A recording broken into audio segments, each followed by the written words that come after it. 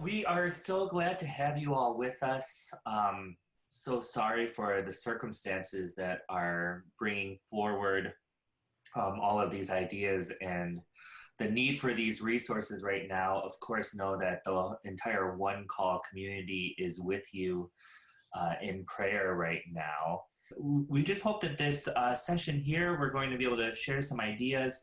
I know that in the midst of a lot of things that we're dealing with right now, of course, one of those things is how do we sustain stewardship in our parish communities in the absence of being able to have liturgy. So we hope to address that, to offer some strategies, to provide some space for some conversation and some idea sharing.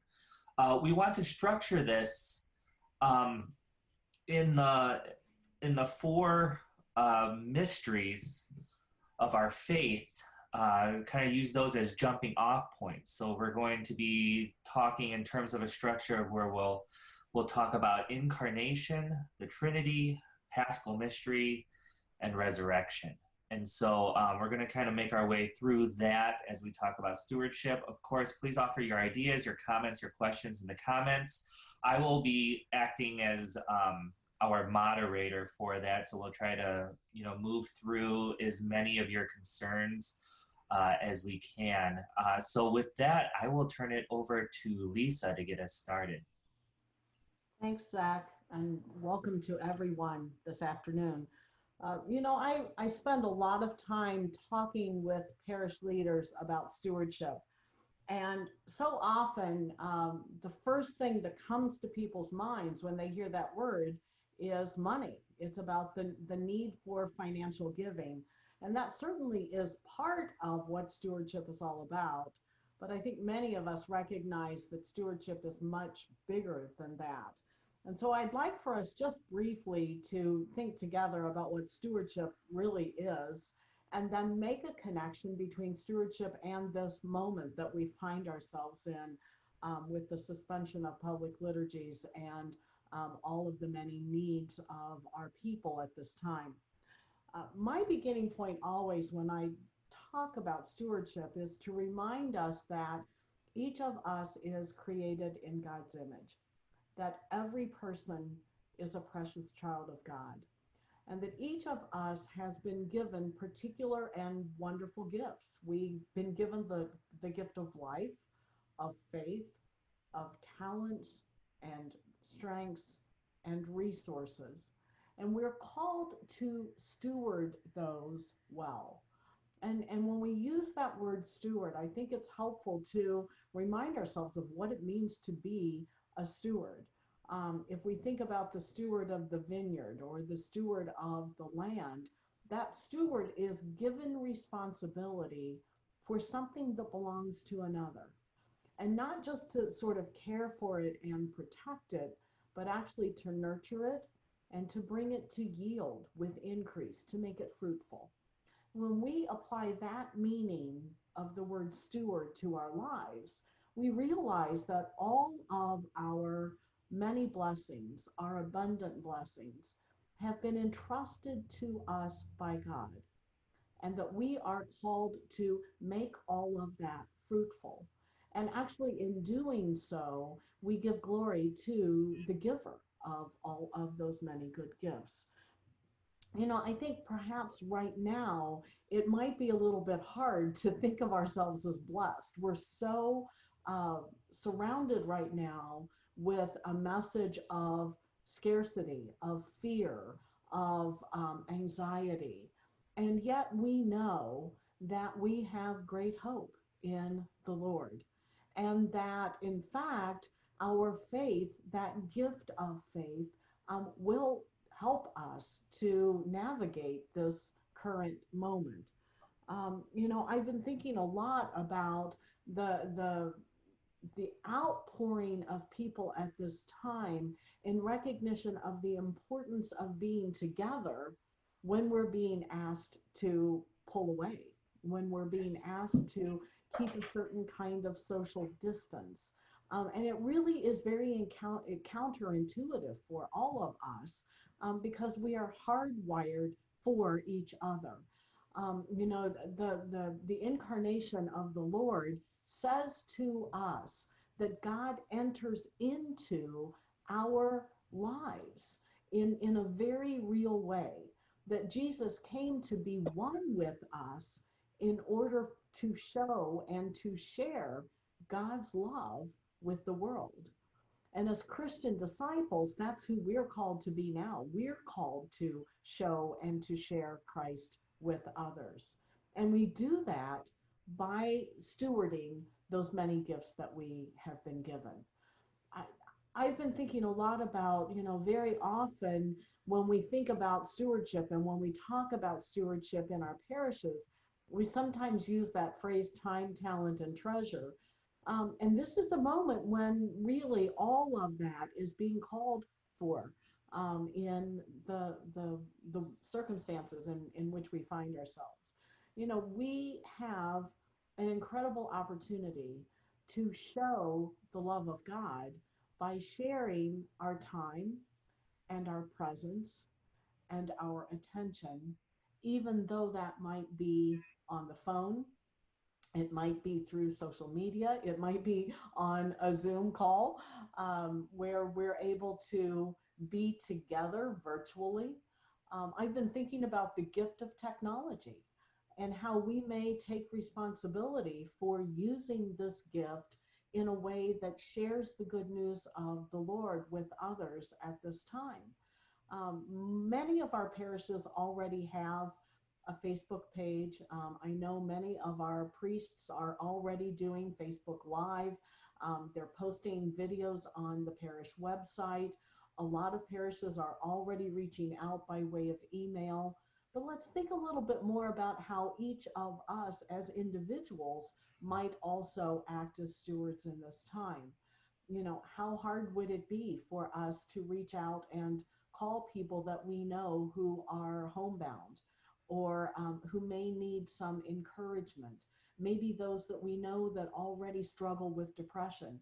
We know that anxiety exacerbates that. And so it's time for us to take that time that we have, especially because many of us are now in a situation where we're working from home. We're trying to stay out of the mix of people as much as we possibly can. That may mean that we have more time right now to give. We can also invite our parishioners, our people, to recognize God's presence around them. You know, when we're reaching out to each other, we're experiencing that love of God that we are called to share. And that recognition helps us then to be energized, to be encouraged, to be strengthened, so that we can continue to give in all of the ways that we might. I was thinking about the ways in which we might invite those who are already engaged with us in ministry, invite them to gather on the web or on a conference call to continue their ministry together. I know the folks at GIA are doing a virtual choir.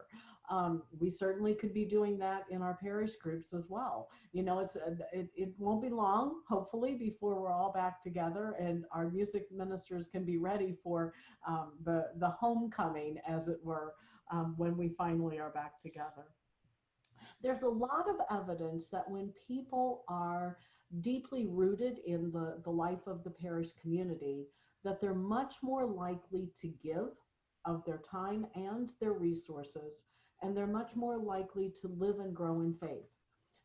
And so I think part of our anxiety right now is that we can't be physically present with one another. But that doesn't mean that we can't express care and concern. I've been thinking a lot about our priests, many of whom are celebrating private masses, some of whom are celebrating private masses with a live stream.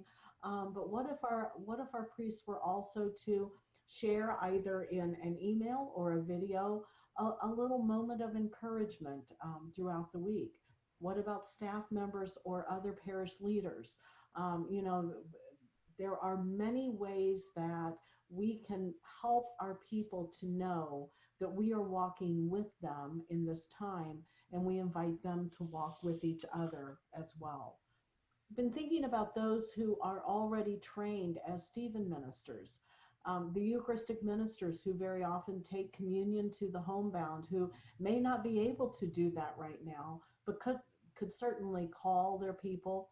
A lot of our homebound folks have smartphones or computers.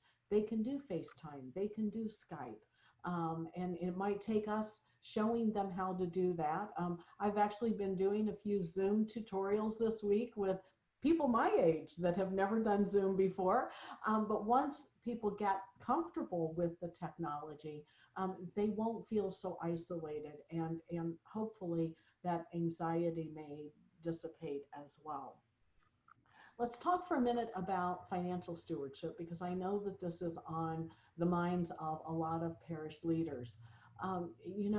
Stewardship isn't all about money, but it does include the gift of financial resources. If you have already been teaching your people about stewardship, now is the time to reinforce that message. Thank them for all that they are doing to share their time with others. Remind them that their financial giving to their parish is a way to contribute to the mission of Christ in the world. Remind them that many of the expenses, in fact, most of the expenses that the parish incurs aren't going to go away just because we're not at Sunday Mass.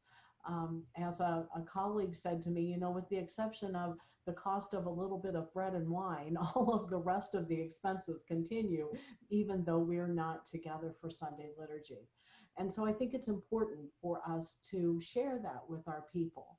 I also think that this is a moment when we might be able to engage those who are not already financially giving in a regular way. If you have electronic giving, send that message that, it would be wonderful if you would enroll in that now as a sign of your gratitude to God for the many gifts in your lives and the place of the parish in your life. And then, of course, remind people that they can put their contribution in the mail if they're not ready to make that e-gift. I was in conversation this week with a colleague who was involved in one of the organizations that helps to organize electronic giving. And they're right now, really ramping up their efforts to make electronic giving possible for people in this time. And so that's something to keep in mind. If you don't already offer electronic giving, maybe now is the time to begin to offer that opportunity. I know my husband and I, because we travel quite a bit on the weekends, we do electronic giving with our parish. And I actually appreciate not only the fact that I'm able to do that, but every time I see in my check register that that contribution has gone, I realize that I'm giving of my first fruits, that contribution comes out before I see any of that money that I might spend on something else. And it's always a little reminder. Every time I see that, I say a prayer of gratitude to God that we have the financial resources to give, and I ask God to use those resources well. I think it's helpful for us to use stewardship language in all of the ways that we might, as we're on the phone with others or doing a web call, and people are talking about the ways in which they're sharing their care and concern, and they're reaching out to others, and all of that, simply to say thank you for your stewardship is very important. That reinforces that recognition that this is about sharing the abundant blessings of God in our lives. I've been thinking much about the way in which we, as stewardship leaders, often talk about hospitality, and that if we really hope that our people are going to live as disciples and grow as good stewards, they have to feel at home with us. And that hospitality in a very intentional way helps people to feel at home in the family of faith. And so I think now we're being asked to show hospitality in a different sort of way, knowing that we are building or continuing a foundation that we've already been laying, and that this will bear great fruit, not only in this moment, but in the days and weeks and months and years to come. And so I think Matt is now going to share some thoughts about the Trinity. Zach, you're going to have to unmute him. Oh, there I am. Thank you. um, thanks for that, Liesa. And I appreciate so much that this is such a tough issue and tough situation to get our arms wrapped around, because we're all at different points. We're all at different places. We've all been experiencing this unfolding in different ways. As Zach mentioned, the framework that we're approaching is talking about stewardship at this time using these mysteries as a framework. And so I am going to be talking a little bit through the framework of Trinity, which seems like it would be easy. Nothing so simple as the mystery of the Trinity. The way I understand Trinity is in a very communal context. And I appreciate, Liesa, what you mentioned about the challenge in social distancing when we are hardwired together. And if you think about the way that Trinity is experienced, both in the three persons of the Trinity, or how we experience the mystery of the Trinity as a church and as a Christian people, I mean, of course, we're talking about how I and each of us are distinct members, but also an equal and necessary part, right? And I think what a situation like right now exposes is both the best and the worst of our community and the way we experience and live as equal and necessary parts, though we're distinct. And so we're seeing all kinds of things coming out now, you know, how people are staying connected. I mean, some people are doing the things that Liesa suggested through phone calls, through virtual choirs, through Zooms, through live feeds, and that's wonderful.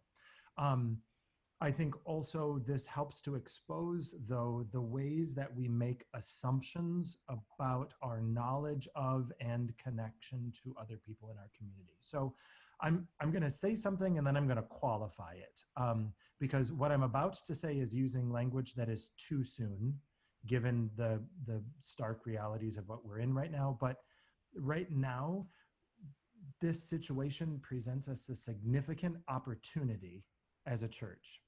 And I don't mean to use that in a crass way. I don't mean to suggest that this is opportunistic in any way. This is a horrific experience and a real challenge that we're experiencing. But when it comes to community and the ability to recognize the distinctness of the members of our community, and also to celebrate and ensure the equal and necessary part of those people in our community, we have a significant opportunity to do work that we've been working on even before we knew what coronavirus is. So, you know, I think about things like we talk a lot in our work with One Call about generational research, and we talk a lot about inclusive practices, and we talk a lot about representation. And these are all things that we need to be thinking about right now in our communities. We need to think about generational research in the sense that we need to understand how different people, different generational hardwiring, different generational situations are experiencing what is happening right now, and how are we communities and ministers equally to people who are retired, people who have young children at home, people who are beginning careers, to those college students who now have, you know, been flung into the world early, who haven't been able to say goodbye and haven't been able to finish their schooling in places that have meant so much. We have an opportunity to, again, understand and approach and ensure that members of each of those different generations feel heard and feel like they are important members, and that we understand their distinctness. We have important opportunities when it comes to, again, inclusiveness and access. I realize that this is going to sound, you know, perhaps hypocritical as someone who does a lot with social media and is now speaking to you on a Zoom conference, but not all of the members of our communities use social media or have reliable access to the internet, or know how a Zoom conference works, or has the ability to print things, or has the prior knowledge to do things. So we have an opportunity as a church that serves people and engages people to really up our game when it comes to access and inclusion, to think about, sorry, I'm getting an unstable internet connection message, to think about how we make it possible for people to have equal access. And then again, representation, and this is a little bit of the combination of the things that I've mentioned, but you know, when we put out resources, when we send out messages, are we thinking about this from the perspective of all of the different groups in our communities? Are we thinking about what are parents experiencing? Are we only using language about parents? Because not everybody in our communities are parents, right? Are we representing the needs and the fears and the anxieties and the hopes of people regardless of their age, or regardless of their background, or regardless of their language group? So those are a lot of questions, right? But I raise them because, again, I do think this is a chance for us as a church, as a church writ large, and as a church, as a parish, as a church, as a domestic church, to think about the ways that we relate to people. Again, if we're truly hardwired to people, as our faith suggests, and we know that each of us are distinct and yet a necessary and equal part in our community, as the mystery of the Trinity suggests, what are the ways that we right now can begin to understand more fully and communicate that understanding of the distinctiveness of the members of our community? Because not only will that help us reach people at this time, this will help us connect meaningfully with people at this time, but also in our call to hope and our call through our faith to know that this too shall pass. How will it position us to be able to continue to engage with people in our quote unquote normal practices in different ways? How does this allow us to make those connections and speak about and live that community? Yes, in new and uncertain ways, but how does that also position us for relevancy and to have authentic connection to people? I know there's not a lot of answers there, but I think this really does position us to be able to be more authentically connected to people than perhaps we might consider. So those are a few thoughts, again, through this lens of community, and I know that we'll unpack those more fully in our discussion. So before we move on to Paschal Mystery, I just want to kind of recap. I think Matt and Liesa have given us a lot of great suggestions about what stewardship can look like in this period of social distancing. Of course, it all relies on the parish's ability to communicate with their parishioners. And I think a lot of the frustration and anxiety is because parish communication has notoriously been not great in many places. And this has revealed a lot of flaws in those systems. I know for my parish itself, we are trying to clean up our parish database right now. It's a good time to do that. I think Matt brings up a good point that technology can, for all the great things that it allows us to do, it also marginalizes those without access. And we have to remember that those people are parts of our community. And so, things like setting up a Google phone number so that, someone can still answer the office phone if that's the only means of communication that people have. Really figuring out your email distribution list, cleaning it up, getting the wrong addresses out there, updating that, spending significant time doing that, employing, maybe without being, generationally stereotypical, get your young people to show the older people who don't have Facebook or Instagram how to do it, if they're able to. That's a great way of enlisting people who maybe otherwise would not have served the church, but who could do these various things, because all of this relies on a robust communication network. So I think we have to start there. But I think Jess is going to talk to us now about the lens of Paschal mystery. Yeah, so hi everyone. For those of you I haven't had the pleasure to meet yet, I'm Jess Garceau. I'm one of the co-directors with Matt and Zach of the One Call Institute. And then outside of that, professionally, I also work for the Target Corporation. So I've put that out there to help you understand my frame of mind and kind of as we'll talk about some of the Paschal mystery and how that relates to change management. So when we talk about Paschal mystery, we often talk about the concept of dying to ourselves, dying to our sins so that we can rise and be closer to Christ again. For some, this is a daily practice of reflection on the things that keep us from being closer to God. And upon reflecting on them and working through them, maybe each day or at different times in our lives, we can let them go and die to them. And this is an emotional, psychological, and a spiritual practice. So this Paschal mystery journey is really similar to different stages of the change management cycle. And obviously, we've never been in such a rapid moment of like radical change. So one of the models that I have studied quite a bit and like to take a cue from is the Elizabeth Kubler-Ross. She was a psychologist who wrote a book about grieving. And then her model of change management kind of evolved from that. And it fills a specific niche within the change management genre per se, which really allows us to focus on the emotional response of those affected by change.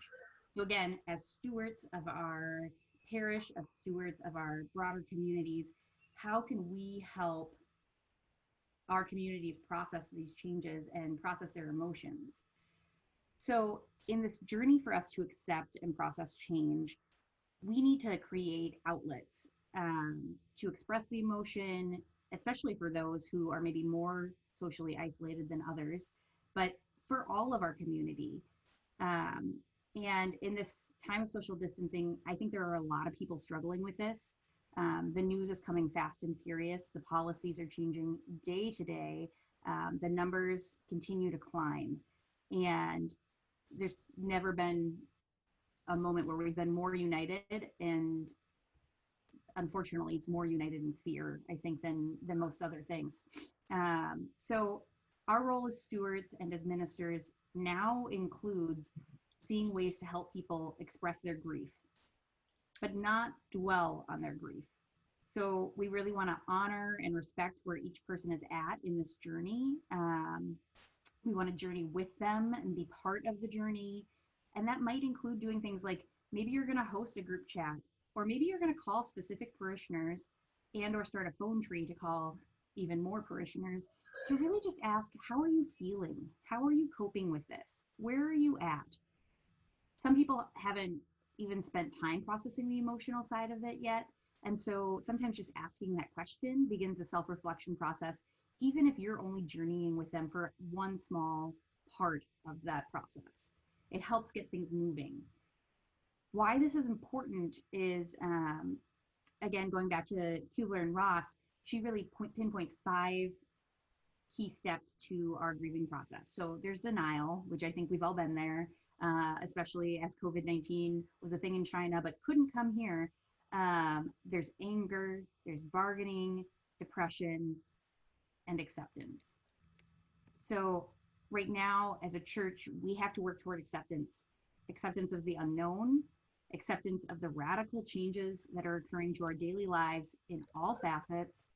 And then we can really begin to utilize various resources, some made available by publishers, some made available by other parishes or dioceses, and some made by you personally or by your organization.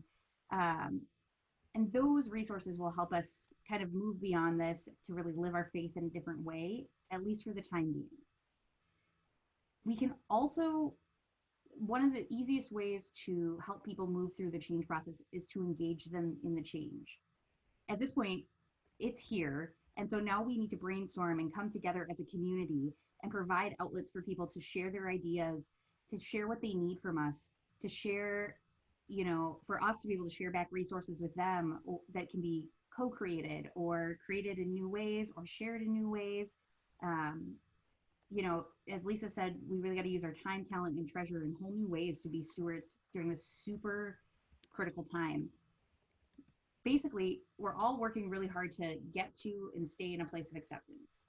The change cycle is incredibly cyclical, so there are going to be moments where you swing back and forth, right? Today I'm accepting where I'm at, and tomorrow I'm depressed because it is lonely. You know, it might be a daily struggle for some people. It's especially going to be for those who are out of work, people who fear for their own health, people who are fearing for the health of a loved one, people who are in the hospital working day in, day out, or are in retail, helping trying to keep the doors open so all of us can live our lives in some semblance. So, you know, there are more ways than ever for us to stay connected and support our communities. As Matt talked about, that might mean stretching our own boundaries and not just taking the easy social media route. It might be really thinking through how do we not marginalize any member of our parish, but try and reach out to as many of them in as many varied ways as possible. On my personal goal is to keep working on and creating and being change, being a change agent, being a proponent of change, being a positive influence of change, while still focusing on that long-term hope and joy that we will be reunited again. Our communities will reopen. We will get to see each other when this is over. And so it's a matter of how do we find joy and happiness and acceptance in our current place so that we can really rise as we get to come back together. Thanks, Jess. And so the last mystery, the last lens that we'll take a look through is that of the resurrection. And so if you're not looking at the chat stream right now, I would ask that you pull that window up, because really what we'd like to hear is just if any of you would like to share some examples of where you're seeing resurrection, where you're seeing new life being born, you know, out of all of this. Any signs of hope that you want to share with the group. I know just trying to create some space to be talking about that. I've been just really myself really pleased with seeing how my parish staff has come together, trying to provide prayer space, to provide encouragement to our parishioners. And I think, you know, just with all of this stuff, the more that we can ensure two-way communication between us and our parishioners is going to be key to sustaining all of the various facets of stewardship. I think right now we're seeing an abundance of one-way communication being sent out, which is good. What we're really going to need to figure out in the coming weeks is how we get that second way, how we get the response back. How can we start to have dialogue again with each other from our parishioners? Matt, Jess, Liesa, what examples of hope or resurrection are you seeing? Oh, Liesa's muted, so we'll have to unmute her again. There we go. Zach, I was thinking of something similar to what you said, but in a slightly different way. I work on a diocesan staff, and like many areas of ministry, we can be pretty siloed. We have, you know, so many different areas that have to be taken care of, and everybody has their lane, their place where they're responsible. And just in the last couple of weeks, we have just kind of thrown all of those boundaries out the window, and we really are relying on the gifts and talents of each other. And I'm very inspired by that. You know, it's taking us out of our comfort zones in a lot of ways. And we're also finding ways to reach out to parish leaders to rely on their gifts as well. We just this week found a way to live stream not only Mass in English on Sunday from our cathedral, but in Spanish. And we've got a person who's translating the Archbishop's letter, and all of those kinds of things that we probably wouldn't have thought of a week ago. But all of a sudden, here we are because we're relying on one another in a different sort of way. And I'm just very encouraged by that. We got a great comment here from Angela. She says, I often struggle to get my parish singing. But this week, I've received so many emails and texts saying, we miss the music. I'm so excited for the homecoming we'll eventually experience because in an indirect way, this absence has been a blessing. I can't wait to hear them sing when we're finally together again. I think that's a great point, and I think there's a lot we can be doing in the meantime to encourage that. And that also, I think, is a good point towards how we're doing our live streams. Are we providing worship aids? Are we still sending the message that the liturgy relies on the participation of the faithful, even if they are watching it through a screen or on a device? So how are we encouraging that participation? How are we sustaining it? I think it's going to be really important as we go on to, what could be many weeks of these kind of liturgies. I think about my home parish, and I am in a parish, so I'm just speaking from my experience of someone in the pews now. The parish that I'm a member of now with my family is the parish that I grew up in, which presents some opportunities and challenges for engagement. And like anybody in their parish, there are times that I get frustrated with my parish or feel disconnected from my parish. And there have been so many times this week that I have thought of little things that I just miss. It doesn't feel like a normal week when I haven't, said hi to the, person who sits in the pew behind us, or when, it's not the frantic, getting our kids out the door and 1,000 questions about, church and what we're about to experience, or hearing that lector mispronounce that word, or all of those small little things. Now, I mean, that's not a sophisticated example of resurrection, but I feel renewed in that sort of way of my connection and appreciation. I realize some of the things that maybe I have overlooked or even taken for granted. And so maybe I'm kind of like the parishioners at Angela's place in California who now are realizing what I miss and what the community means to me. Warts and all. I just put into the chat for anyone interested how you get a Google Voice number, which allows you to basically set up a 800 number that you can route to someone's cell phone if you want, without actually having to give your cell phone number. Because I think of all of the St. Vincent de Paul societies and all those other kind of ministries that are going to be very much needed now, as more and more people are losing their jobs, as more and more people are getting furloughed, having pay cuts, things like that. And we need to have a way to minister to these people. And it's quite likely that many of them who will need these services don't have that same access to technology. So that's just a simple way that we can help to sustain the work of those ministries. So that's in the chat there. When I think about where I'm really seeing just hope and joy, it comes from a lot of these small businesses that are really put into the hardest of positions, but still finding ways to give back to their community and to their people, like your regulars, those restaurants who could just easily shut down during these times, but rather are staying open just to hand out free lunches from resources that they also don't have at this point, but they just know it's a need in the community and they're stepping up. Those types of acts of kindness and generosity give me such great hope. And I think, that's where I see stewardship as a great model. Today we got word from Target that not only are we increasing our employees' wages during this time frame, we are also, we have a team member emergency fund of sorts that we can donate to as one of our not-for-profit options from our paychecks or just as we have funds available. And our CEO, Brian Cornell, today gave $1 million himself to the fund because he has such faith in our team and the work that we're doing. And that's the type of stewardship that I think those of us in a financially stable position who can give right now will give. Like we know that parishes need to stay alive. We know that restaurants still need our business.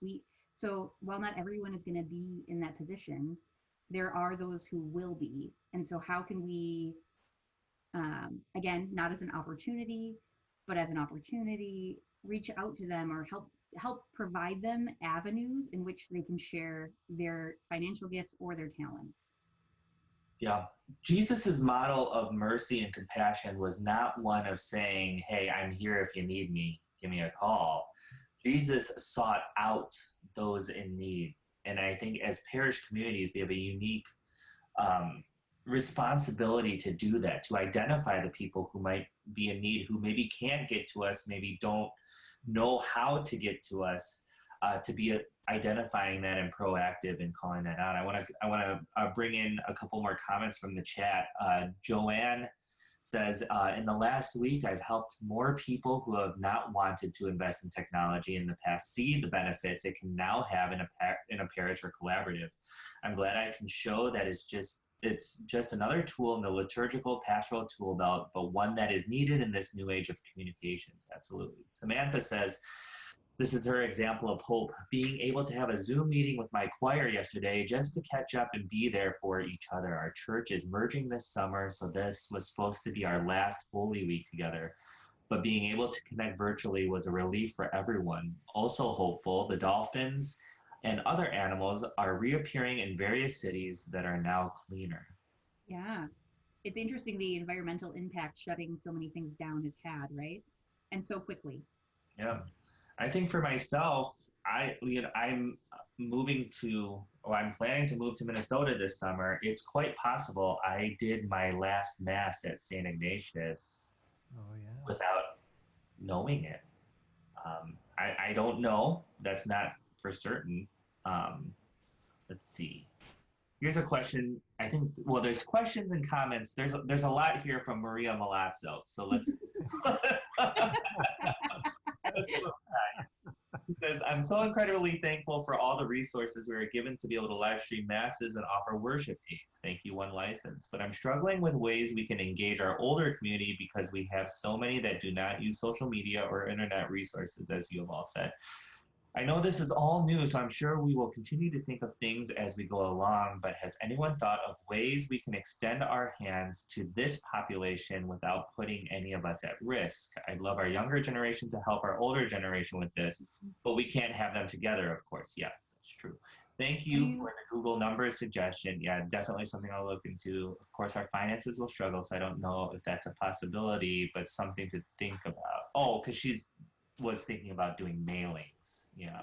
I don't know if you guys have seen some of this, of course, on social media, some of the updates of people interacting with senior homes or with their grandparents with a door between them. So still going to visit them and talking through the door or having, some personal connection, but from a safe distance with a barrier in between. I do think that that's a real option in some of these smaller communities that are all drivable where parishioners can come together. I also think, sometimes if they're not on technology today, they may or may not be open to being on technology tomorrow.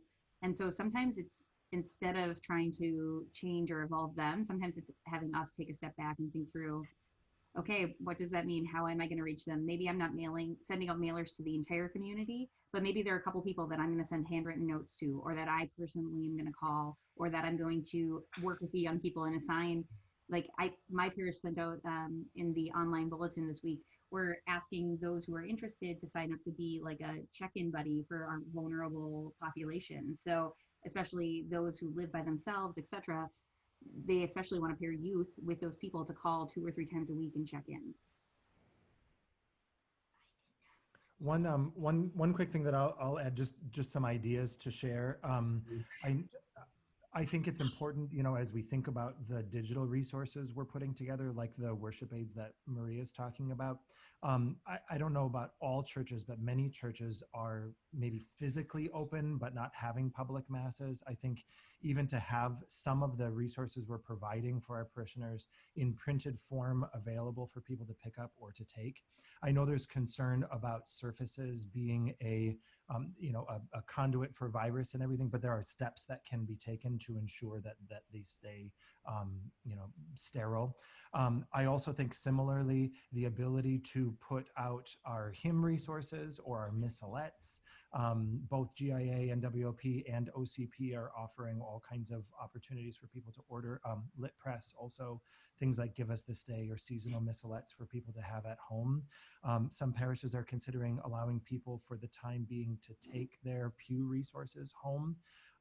That might be something. Another thing, and I realize we're on Zoom, and I suspect other meeting platforms do this also. It's really important having something like this where you can join by video chat, but you can also just call in from a landline. And that's something that makes choir gatherings or the quilting group or the men's group or the Christian women's group or whoever wants to gather still be able to join in that sort of way. So I think something like that is helpful. But my parish has been continuing to produce our bulletin and to put them in our church. We've also gotten permission to put them in a grocery store, in sort of the community brochure area, because grocery stores remain open.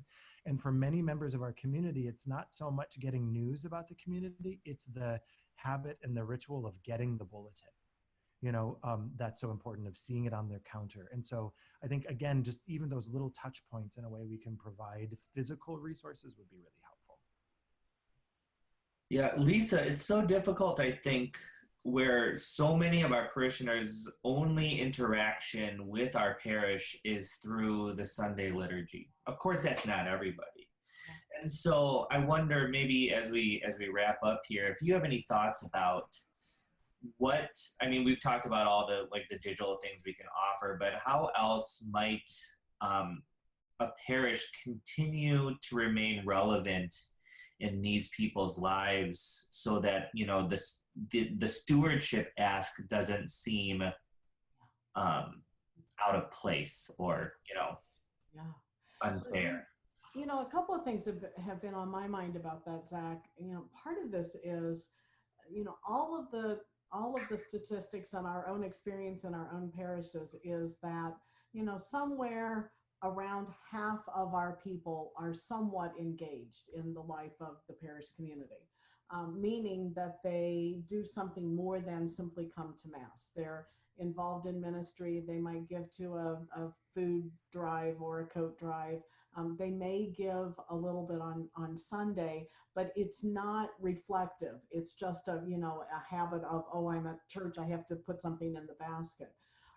And so for that half of our people that really aren't all that reflective and aren't that engaged, I think the thing that we can do is really try to reach out to them in whatever way we can right now with the message of compassion, with the message of care, with the message of hope. And the things that we've been talking about in this last hour are really important here. It may sound like, oh yeah, all we can do right now is just pick up the phone and call somebody, but we don't know what an impact that call might have. So I think that's one thing. I think the other thing that we need to keep in mind is that people have a need to give. Just like we're hardwired to be with others, we also are hardwired to be giving people. That's the way God has created us. And so the ways in which we can engage one another in very simple acts of giving right now really can make a difference in the longer term. And so maybe the first ask isn't for financial giving. Maybe it's, I know that I only see you at Sunday Mass occasionally. I know that you're not already involved in the parish, but would you be willing to help us make a few phone calls? We're just trying to check in on some of our homebound people and make sure that they're okay. Or do you need anything? I love Jess's idea of just, how's it going? How are you doing right now? And especially for those that maybe we're not that connected with. I also think that there's something really special about reaching out to those that we do know well enough to be able to say, this is what I see in you. So, for instance, I know that you're one of those um, hospitality ministers that's always in the back of church greeting people with a smile and inviting them into the celebration of the liturgy. Would you be willing to reach out? Would you be willing to recruit a group of people that might do whatever, whatever? And anytime that we can say to someone, this is the gift that I've seen in you, and then give them that invitation to participate. People are very rarely going to turn us down because they recognize that need to give and they see the gift that is needed in this moment. And then I think there's something to be said for, I think many of us had this very powerful experience of prayer yesterday when literally people all over the world were praying at the same time. What would it be like to say to our people, set your timer on your phone or your alarm clock or whatever at noon and pray the Angelus, or let's set a timer so that we're all saying an evening prayer together. And I know there are lots of ministry groups that are already beginning to do that, so that we recognize that even without the public celebration of the liturgy, we still are people of prayer, and we're still people of prayer together, because that's part of what we're missing in that grieving process right now. Well, thank you all so much. I think we'll post a recording of this on our Facebook page. Of course, we'll also house it at our resource hub that we've made at the One Call Institute's website. It's called, so if you go to www.onecallinstitute.org/resources hub, I'm going to put that in the chat right now. We've been compiling all the well, not all of them, but many of the various resources that have been shared by, a variety of publishers, a lot of our own One Call faculty people. So we'll put that there, and we'll continue to engage in this conversation. I think we'll probably try to continue to have more webinars like this, if anything, for us to just get together every once in a while, see how everyone's doing, share ideas. Any other closing thoughts, Matt, Jess, Lisa? This question about resurrection, I think, is really important, and I hope people, keep this mystery framework with them to notice the incarnation and and all of the ways that these mysteries show up. I think for me, as I think about resurrection, the example I think of hasn't happened yet, but I know it will happen, of course, and that's that first homecoming mass, or that first time that our communities can gather. I think this. The more we think about that and keep our eyes fixed on the resurrection, I mean, obviously the resurrection that is going to come, the big R, but also that time that our communities can gather back together. I think it not only gives us hope, but helps us pave a way forward in terms of the objectives that we're trying to meet with stewardship activities right now. All right. Well, stay safe, stay healthy, wash your hands, and we'll see you at the next one. So thank you all very much. God bless. Everybody.